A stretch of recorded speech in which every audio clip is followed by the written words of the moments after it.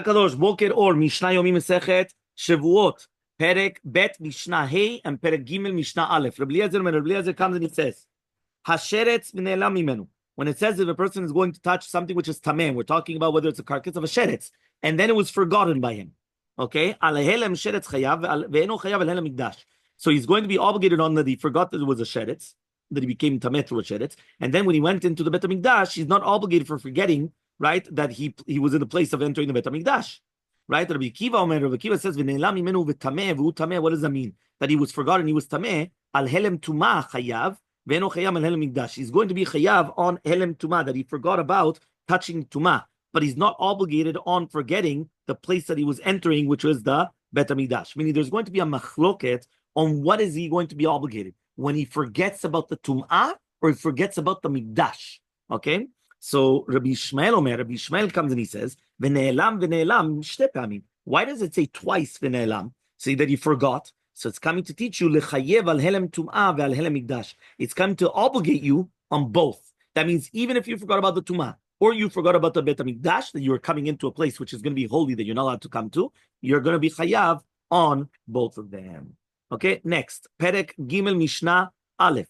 Shevuot Shtaim Shem Arba. Remember that when we started this Masechet, we already started the Masechet of Shevuot with Shevuot Shtaim Shem Arba. Then we talked about Yediot Tumah Shtaim Shem Arba. Right? Now we're going back to what we spoke about now. Shevuot Shtaim Shem Arba. Remember, whenever we're talking about a Shevuah, which is going to be 2, which is really 4. So he says, what are we talking about exactly? Shevuah she'ochal v'shelo ochal.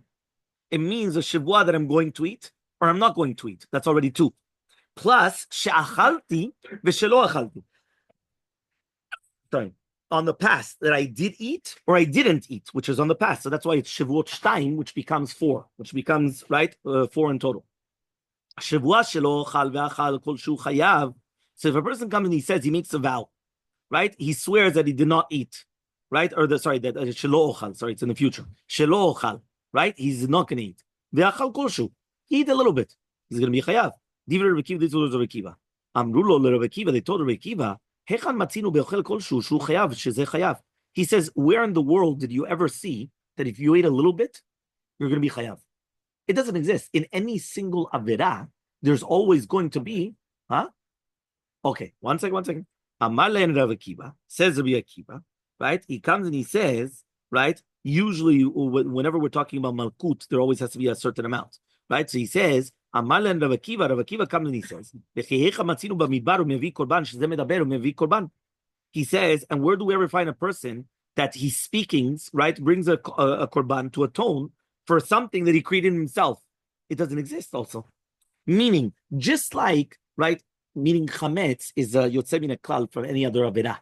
Because anything, it could be pig, it could be eating on Kippur, it could be anything that you want, there's always a measurement, right? So you're right, Kippur is kotevet, on basar v'chalav or anything, it's a kazait. On the liquids, it's revi'it.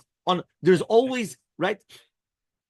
There's certain avirot, if it's written, so fine. So he says, but you cannot just invent that it's on nothing. So he went and he answered him back, yeah, but where did you ever see in the entire Torah that you're going to be chayav on something that you created yourself through speech?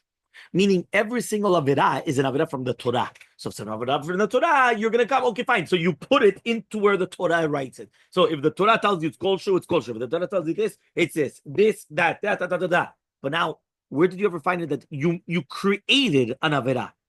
So he says, Shevuah shelo ochal ve'achal ve'shata. Whenever a person comes and he makes a Shevuah, he's not going to eat. But he ate and drank. Okay? So he did it twice, kilo. Eno chayav elechat. He's only chayav on one korban, because it's only considered one. Shevuah shelo ochal ve'lo ishteh. But whenever he made a Shevuah, he's not going to eat and drink. And now he ate and drank. Now he's chayav shtaim.